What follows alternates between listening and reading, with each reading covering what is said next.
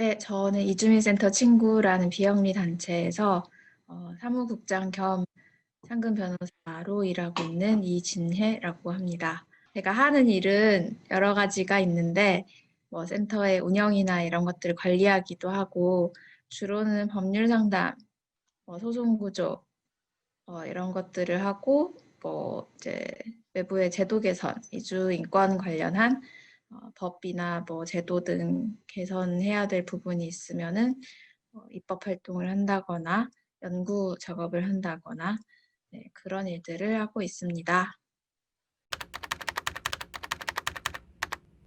네, 이게 벌써 거의 1년 가까이 계속되고 있는 것 같은데 전반적으로 이주민들의 삶은 꽤나 타격을 많이 받은 것 같아요. 일단은 이주민 자체가 감소했죠. 이주 자체가 뚝 끊겼었어요. 4월달, 3월달 이때는 진짜 오고 가는 사람이 거의 없다라고 할 정도로.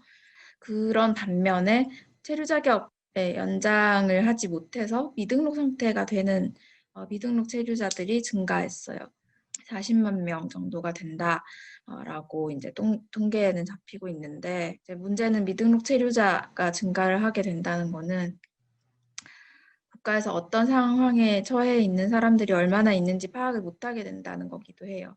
체류 자격이 없는 상황에서는 의료보험 가입도 안 되고 자기의 이름으로 아무것도 할 수 있는 게 없거든요. 핸드폰을 구입한다거나 은행 계좌를 만든다거나 이런 것들이 다 굉장히 힘들어요. 거의 불가능해요.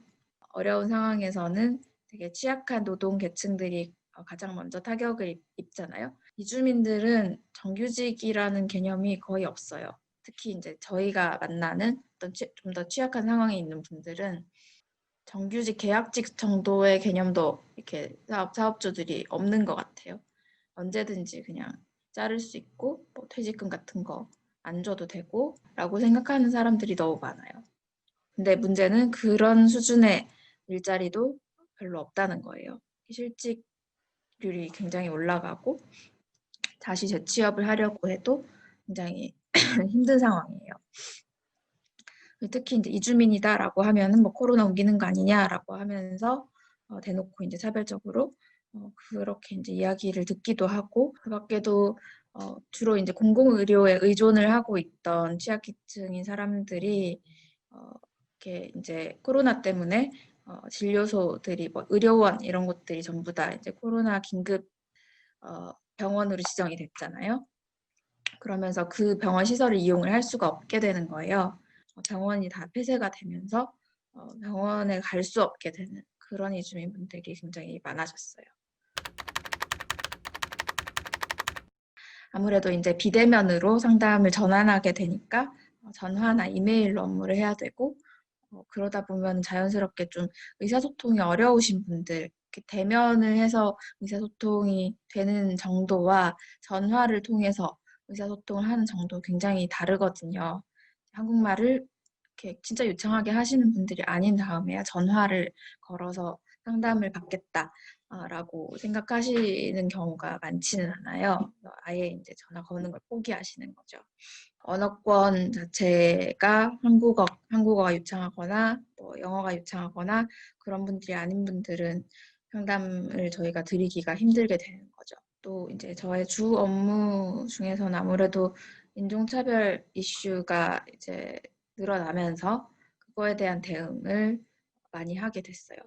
중국 국적의 이주민에 대해서 뭐 혐오 표현이나 차별 행위가 있었다면은 저희가 이제 뭐 토론회니 뭐 이런 기자회견이니 이런 데 나가가지고 발언을 이분들을 대신해서 할 때도 있고 이분들을 섭외를 해서 직접 목소리를 내실 수 있게 도와드리기도 하고 또 한 가지가 그 보편적 복지 뭐 기본소득 논의 이런 것들이 대두가 되면서 재난지원금을 지급하겠다라고 하는데 거기서도 항상 이제 외국인은 빠지는 거죠. 그 이제 10년, 20년 살고 뭐 완전히 정착해가지고 국적만 없다 뿐이지 그 체류 자격을 가지고 애들 학교 보내고 이렇게 사시는 분들도 본인은 받을 수 없다라는 사실을 새삼스럽지만 되게 충격을 받았다라고 굉장히 너무 섭섭했다. 어떤 한국 사회가 이주민들을 바라보는 시각이 어떤 건지 다시 한번 느끼게 되었다라고 그런 어떤 그 10만 원을 못 받은 것이 문제가 아니라 어떻게 보면은 배제당한 어떤 기억, 그런 충격 이런 것들이 굉장히 크다라고 말씀을 해주셔서 그거에 대해서 뭐 국가인권위원회에 진정을 제기를 하기도 하고 서울시 앞에 가서 1인 시위를 하기도 하고 기자회견을 하기도 하고 그랬었습니다. 저희가 만든 게 이주민센터 친구를 검색하시면 채널이 나와요. 생각보다 많은 영상이 올라가 있어요. 근데 이제 올해 좀 제가 기억에 남는 거는 이주민들을 위한 뭔가 이제 법률을 최대한 쉽게 설명해주는 이런 문제가 생겼을 때 이렇게 대응하세요 하는 거를 시리즈로 이주 여성, 보이스피싱, 임금체불 이런 시리즈로 만든 게 있고 저희가 원래 이주 인권에 관련한 특강들을 계속 진행을 했었어요. 그걸 이제 비대면으로 하다 보니까 5분 정도를 저희가 촬영을 해서 편집을 해서 이제 올리려고 연말 중에 올리려고 준비를 하고 있습니다.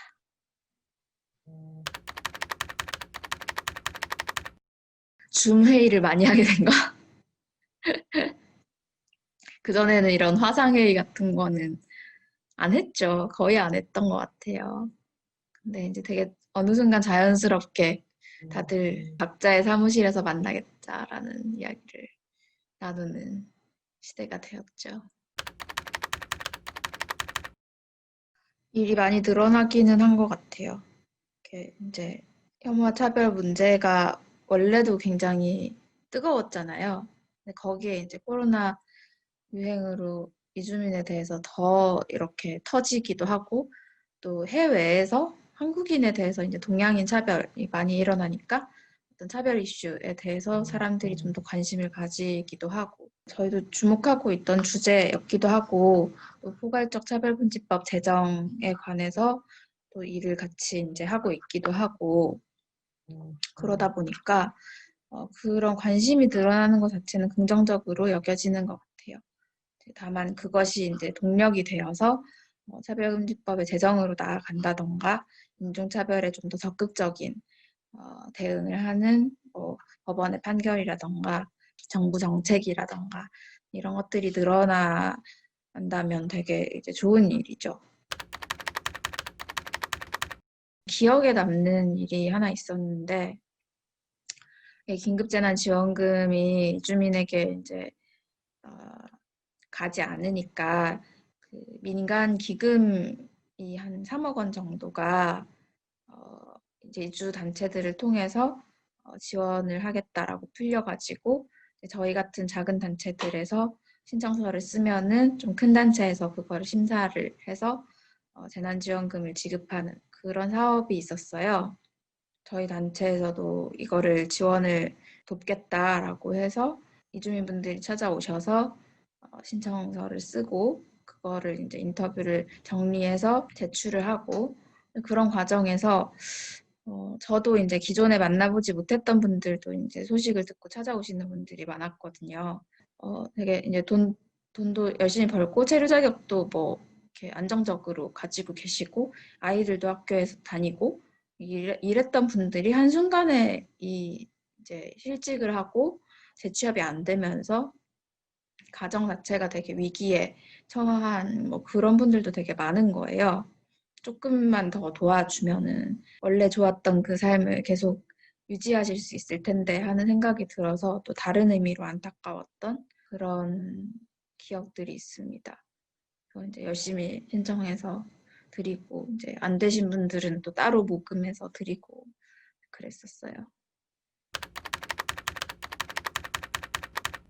이제 이해관계가 대립하는 상황에서 내지는 어떤 갈등이 발생할 수 있는 상황에서 이주민이라고 하는 사람들이 어떻게 느낄지 스스로의 상황을 어떻게 느낄지 한국 사람들은 사실 되게 본인의 위치가 되게 너무 당연하고 다 똑같은 사람들이지 뭐 똑같은 처지지 뭐라고 생각하기 쉽지만은 현실은 사실은 그렇지 않을 수 있다는 거를 조금 이제 감안을 하고 대화를 했으면 좋겠어요. 되게 개념적으로 동등하다라고 이야기를 하고 동등한 처우를 한다라고 하지만 현실에서 그게 동등하게 적용되지 않는 경우들이 너무 많기 때문에 상황과 처지를 생각해보고 사실은 진짜 옆에 있는 사람한테 관심 갖는 거 그리고 말 한마디 더 붙여보고 좀 아는 거 그게 진짜 중요하다는 생각이 들어요. 이제 사실은 이렇게 머릿속으로 생각하고 뉴스나 뭐 신문 기사로 접한 어떤 환경이랑 실제로 내가 만난 그 사람이랑 굉장히 다를 수 있잖아요. 한번 만나서 어떤 편하게 대화할 수 있는 자리 이런 것들을 많이 조직하고 꾸려보는 거 그런 것들을 권유를 많이 하고 싶습니다. 저는 그렇게 조금씩 바뀌면 더 이렇게 가까워지고 좋지 않을까라고 생각합니다. 코로나가 우리에게 어떤 영향을 미쳤는지, 그리고 코로나로 인해서 발견된 사각지대, 알게 된 취약계층에 대해서 어떻게 할 것인지에 대한 논의가 계속 이어졌으면 좋겠습니다. 그리고 이주민 분들의 삶에 관해서는 사실 이 코로나 시국에서 대한민국이 너무 나쁜 정부로 인식되지 않았으면 좋겠어요. 마음의 상처를 좀 많이 받지 않았으면 좋겠어요. 조금 더 사람을 편하게 만나고 그리고 온라인 회의 자꾸 해보니까 좋은 것 같아요. 온라인 회의를 일상화하고 그리고 조금 더 이제 서로에게 뭔가 위생관념도 조금 더 전반적으로 좋아진 것 같고 네, 이런 장점들을 안고 코로나 없이 다 같이 뭔가 송년회 같은 것도 하고 그런 우리 일상의 회복, 좋은지 몰랐던 일상들이 회복되는 네, 그런 일상을 살았으면 좋겠습니다. 나는 이주민들을 위해서 이주민들이 말하고 싶지만 말할 수 없는 것들에 대해서 대신 말해주는 사람이다.